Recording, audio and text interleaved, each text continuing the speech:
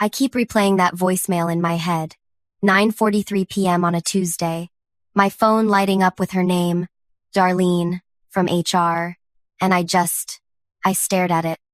Let it go to voicemail because I couldn't. I physically could not make myself answer that woman's call after everything she'd put me through. Hi Meredith, it's Darlene calling from Human Resources. I know it's late, but we've had some developments today that require immediate attention. Please call me back as soon as you get this. We'd like to discuss some exciting new opportunities regarding your position and compensation package. Exciting opportunities. That's what she called it. After 7 months of making me feel like I was asking for the moon when all I wanted was to work from my own apartment. I'm getting ahead of myself. I always do that when I tell this story. Jump to the end, because the middle still makes me so angry. I can barely see straight. My name's Meredith. I'm 34 now, but I was 31 when this all went down. And before I go any further, please like this video and subscribe because I need to know I'm not alone in this. Where are you watching from? Tell me in the comments if you've ever had HR make you feel like you were being completely unreasonable for asking for something that literally every other company was already doing. Because that's what this is about. Being gaslit by the very people who are supposed to advocate for employees. I'd been at Brennan Systems for 6 years. Started as a junior analyst right out of my master's program. Worked my way up to senior data analytics manager. I was good at my job. No, scratch that. I was excellent at my job. My team consistently delivered the highest quality insights. We'd saved the company millions through process improvements. I'd identified and I'd built relationships with clients that kept them renewing contracts year after year. But here's the thing. Nobody tells you about being good at your job. Sometimes it makes you a target. Sometimes it makes you too valuable to lose, but not valuable enough to accommodate.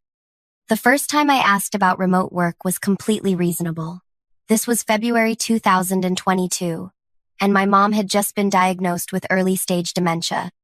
She lived 45 minutes away, and I thought if I could work from home even just 2 or 3 days a week, I could check on her during lunch, help with her medications, make sure she was eating. I filled out the formal request through our employee portal. Wrote this whole detailed proposal about how I'd maintain productivity, how my team was already distributed across 3 offices anyway, how all our meetings were virtual. I even included studies showing remote workers in our industry performed better. 2 weeks later, I got the email from Darlene. Form rejection. After careful consideration, we've determined that your role requires in-office presence to maintain team cohesion and company culture. Team cohesion. My team that I only saw in person maybe twice a month anyway because half of them worked in the Denver office. But okay, fine. I figured maybe I needed to make a stronger case. So I scheduled a meeting with my direct manager, Amit. Sweetest guy, been nothing but supportive my entire time there. He said he'd absolutely support my request. Thought it made perfect sense, especially with my mom's situation. Round 2, March 2022. This time Amit co-signed my request, wrote this glowing recommendation about my ability to self-manage, my track record of exceeding goals. I rewrote my whole proposal, made it even more detailed, added contingency plans, success metrics, offered to come in for any essential in-person meetings. This time it took them 3 weeks to reject it. Same form letter, but with an added line. We appreciate your dedication to both your career and family obligations, but believe maintaining standard office hours is essential for your role. Standard office hours. While our CEO was literally working from his house in Tahoe 4 days a week. The third time. God, the third time still makes my chest tight. This was April, and my mom had had a fall. Nothing serious, thank God, but it scared me. I was sitting in the hospital waiting room when I submitted that third request, and I actually broke down and told them everything. Put it right there in the request.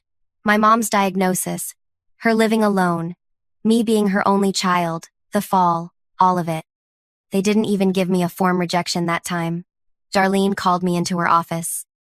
Meredith, she said, sitting behind that massive desk of hers, with her hands folded like she was about to deliver a eulogy. I understand you're going through a difficult time with your mother. I remember thinking, okay, maybe she gets it. Maybe this is where they show some humanity. But we need to maintain consistency in our policies. If we make an exception for you, we'd have to make exceptions for everyone with family situations. I'm sure you understand. I didn't understand. I still don't understand. Because Jennifer from accounting had been working from home 3 days a week since her baby was born. And Craig from IT hadn't set foot in the office since 2020. But when I pointed that out, professionally, calmly, just stating facts, Darlene's face went cold. Those situations are different, she said. Their roles were determined to be remote eligible. Yours is not. What makes my role different? I asked. The nature of the work. Which is what, specifically? She actually shuffled papers on her desk instead of answering me. Shuffled papers like this was 1,987, and she was looking for some important document instead of just avoiding eye contact. It's been determined by leadership, she finally said. I'm not at liberty to discuss the specific criteria. That night I went home and cried in my car for 20 minutes before I could even walk into my apartment. Not pretty tears either. The ugly kind where you can't breathe and your nose runs and you're making these horrible gulping sounds. Because it wasn't just about the rejection. It was about feeling so powerless, so dismissed, so unseen. But here's where I made my mistake. I kept trying. The fourth request was in May. Mom had another fall. This time broke her wrist. I submitted the request from her hospital room at 2 a.m. Probably wasn't even coherent. Rejection came back in less than 24 hours. They were getting efficient at crushing my soul. The fifth time, I tried a different approach. June 2022. I requested a meeting with Darlene and her boss, the VP of HR, this woman named Patricia, who always wore these expensive scarves and smiled like she was in a toothpaste commercial. I prepared a whole presentation. Brought printed copies of my performance reviews. All exceeds expectations. Brought letters from 3 major clients saying they didn't care where I worked from, as long as I kept delivering results. Brought a letter from my mom's doctor explaining her condition and why having family support nearby was crucial. Patricia listened to the whole thing with that pageant smile frozen on her face. Then she looked at Darlene, and I swear there was this moment of silent communication between them, like they'd already decided before I even walked in. Meredith, Patricia said, we appreciate how thorough you've been, but I need you to understand something. Your role has been classified as non-remote. This isn't a decision we make lightly, and it's not one we can change based on individual circumstances, no matter how compelling. But why? I actually begged. I'm not proud of it, but I begged. Just tell me why my role is different from the dozens of other people who do similar work from home.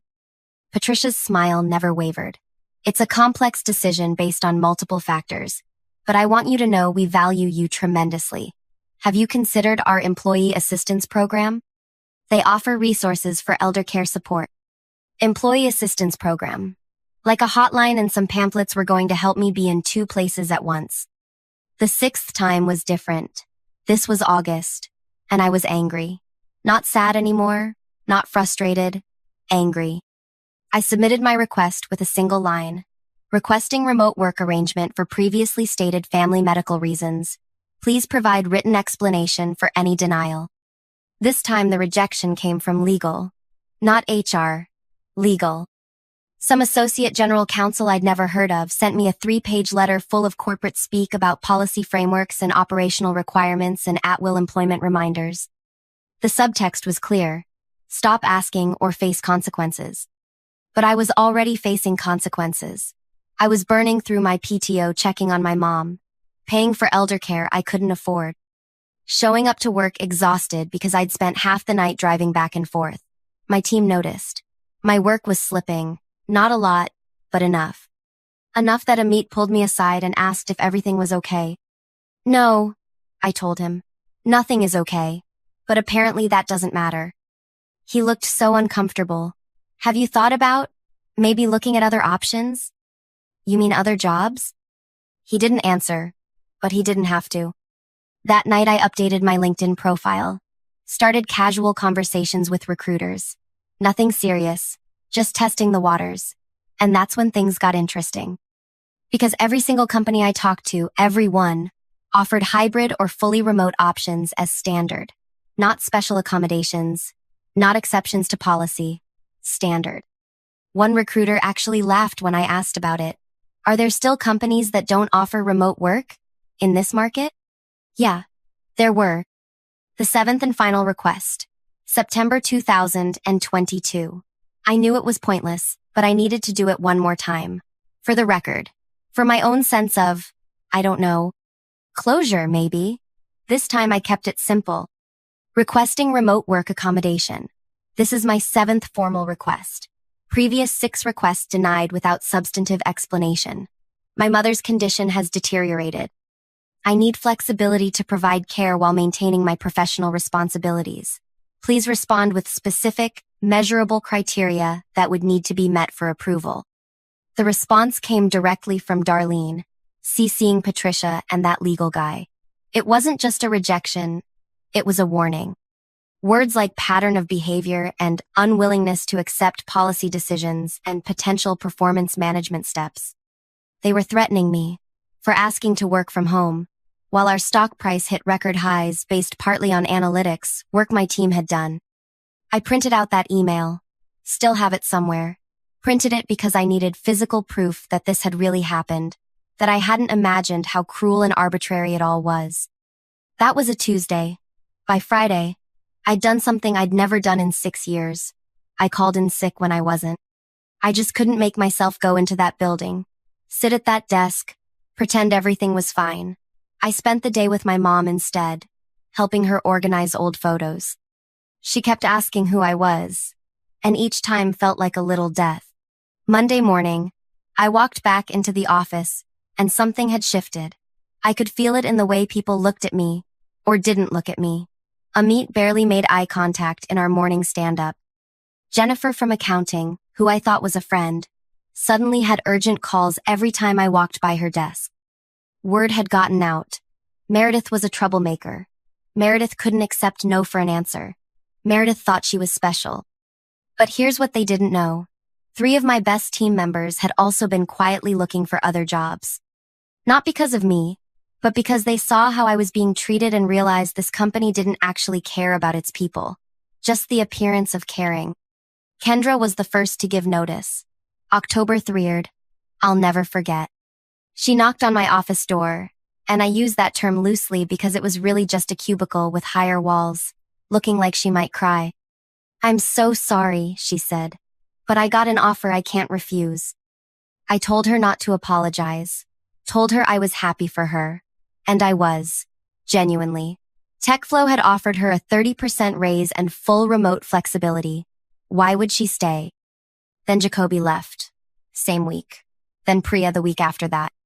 All 3 of them went to our biggest competitor. All 3 of them got massive raises.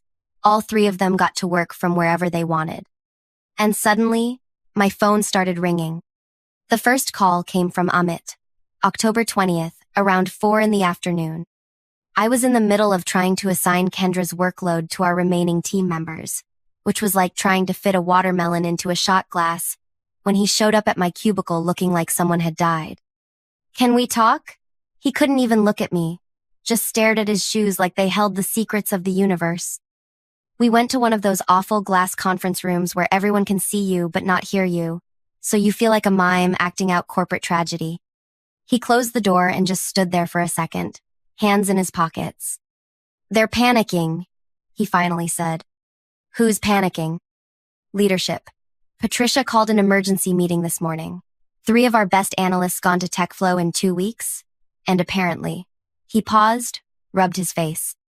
Apparently TechFlow's been reaching out to more of our team, offering significant packages. I kept my face neutral, professional, even though inside I was thinking, good, let them panic. I'm doing my best to redistribute the work, I said, but we're going to need to hire. Meredith. He cut me off. They want to know if you've been in contact with TechFlow. The accusation hit me like cold water. If I've been... What? You think I orchestrated this? I don't think anything. I'm just telling you what they're asking. My team members are grown adults who can make their own career decisions. The fact that they're all choosing to leave might say more about this company than about me. He flinched, actually flinched, because we both knew I was right. The next few days were surreal. Suddenly, executives who hadn't acknowledged my existence in years were stopping by my cubicle for casual chats. The same VP who'd sat in meetings scrolling through his phone while I presented quarterly results now wanted to know how I was doing, how my mom was doing, if there was anything the company could do to support me. It was insulting, transparent, and way too late. Then came the meeting that made me laugh out loud. Actually laugh, right there in Patricia's office, which probably wasn't my smartest move, but I couldn't help it. This was October 25. Patricia, Darlene, and some SVP I'd never met called me in for what they called a retention conversation. They sat me down across from them, 3 against 1. Very subtle. And Patricia launched into this speech about how valued I was, how critical my role was to the organization's success. "We realize," she said, with that same pageant smile but now with visible stress cracks, "that we haven't done enough to show our appreciation for your contributions." That's when I laughed. Not a polite chuckle, a real laugh, the kind that comes from deep in your chest when the absurdity of a situation just breaks something in your brain. "I'm sorry," I said, "not sorry at all. It's just, I've been trying to tell you how you could show appreciation for 7 months. Very specifically, in writing, 7 times. Darlene shifted in her chair. "We understand your frustration." "Do you?" I interrupted. Another thing I'd never done in 6 years. "Because 2 weeks ago you threatened me with performance management for asking to work from home. And now 3 people have quit and suddenly you want to have a retention conversation?" The SVP, I think his name was Richard, cleared his throat. "The situation has evolved." "Has it? Or have the consequences of your decisions finally become inconvenient for you?" They all looked at each other, and I could see them recalculating. The troublemaker they'd been ready to manage out was now the only person standing between them and a complete departmental collapse. "What would it take," Patricia asked carefully, "for you to feel supported in your role going forward?" I almost said it then, almost laid out exactly what it would take, but something stopped me. Maybe it was pride, maybe it was strategy, or maybe I just wanted them to sweat a little longer. "I'll think about it," I said. "I need to get back to work. We're pretty short-staffed." The calls started that night. First Amit, begging me to be reasonable, to consider the team. Then Patricia, leaving voicemails about exploring flexible arrangements. Then at 9:43 p.m., Darlene. I let every single one go to voicemail. The next day, 2 more people on my team gave notice.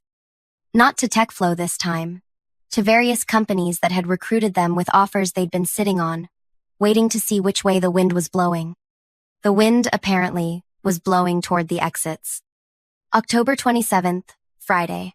I walked into the office to find a gift basket on my desk. Expensive chocolates, a spa gift certificate, a handwritten note from Patricia about how much they valued my leadership. I gave the chocolates to the security guard and tossed the note in the recycling. Amit looked like he hadn't slept in days. "They're offering to revisit your remote work request," he whispered, glancing around like we were discussing state secrets. "Are they?" "Meredith, please, the department is falling apart." "The department is fine," I said. "It's the staffing that's falling apart. And that's not my fault." But here's where it gets really interesting. Because that afternoon I got a call from a recruiter. Not just any recruiter. TechFlow's head of talent acquisition. "Ms. Morrison, I'm calling because several of your former team members have spoken very highly of your leadership.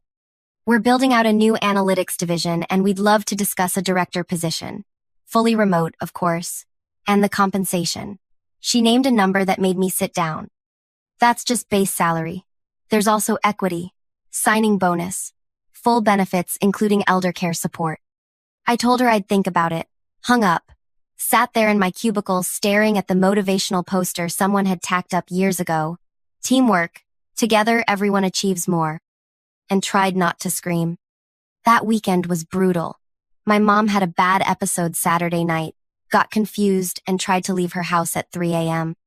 I spent Sunday installing new locks, arranging for a home health aide she couldn't really afford but needed, and crying in my car in the Walgreens parking lot, because I was buying adult diapers for the woman who taught me to read. Monday morning, October 30th, I walked into the office on 3 hours of sleep and found Darlene waiting at my desk.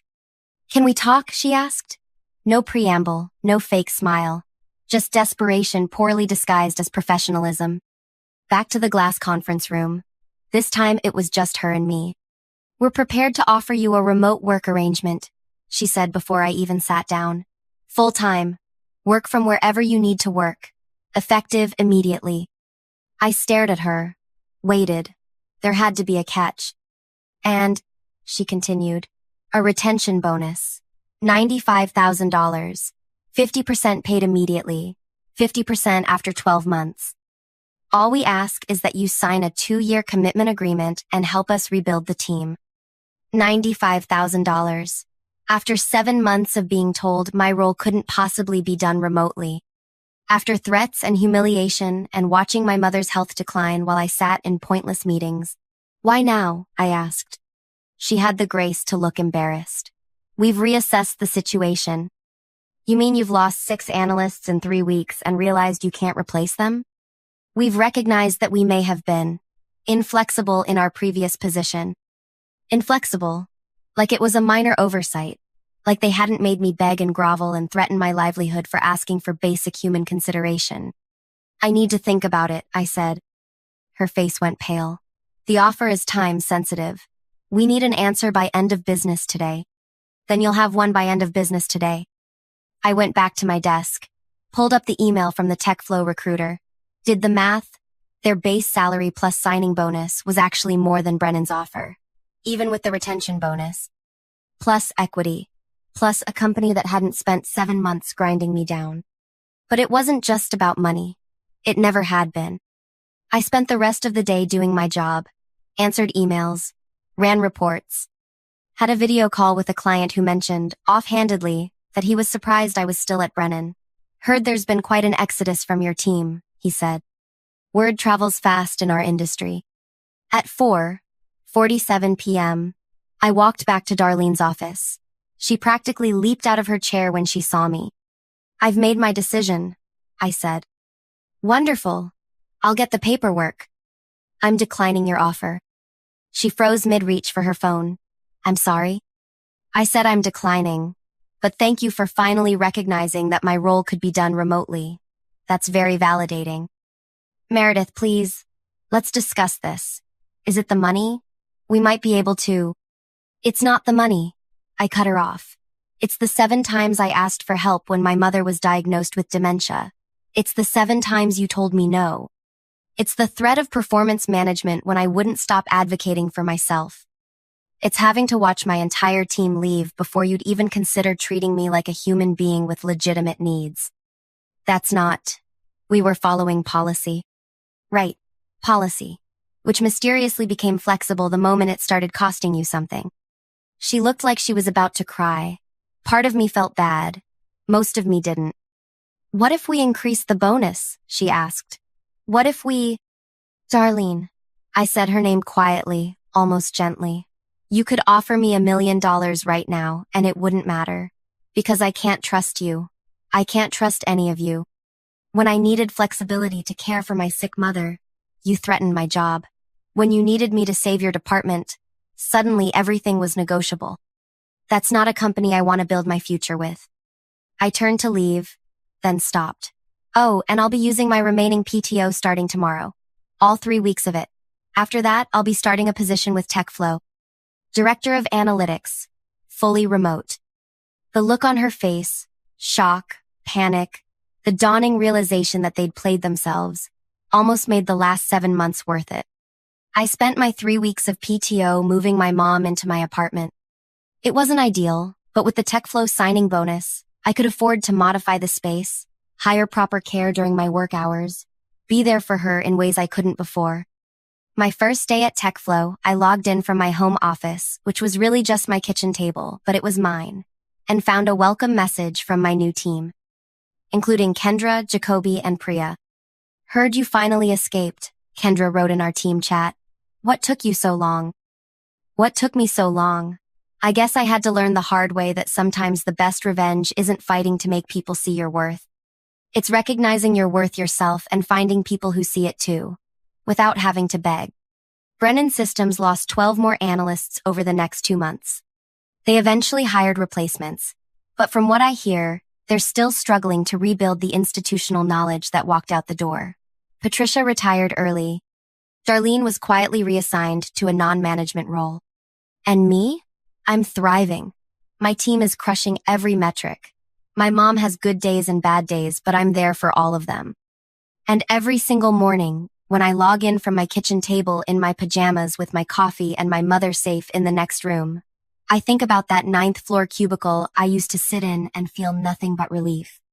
They offered me $95,000 to stay. But what they never understood was that it was never about the money. It was about being seen as a whole person with a life outside those office walls. And that apparently was too much to ask. Until it wasn't. If you made it this far, thank you for listening to my story. Drop a comment below. Have you ever had to choose between your job and caring for a loved one? How did your company handle it? And please, hit that subscribe button because I've got more stories about corporate nonsense and the sweet, sweet karma that sometimes follows. And to anyone out there fighting for basic flexibility while caring for a family member, you're not asking for too much. You're not being unreasonable. You deserve better. And sometimes, the best thing you can do is stop begging and start leaving. Trust me on that one.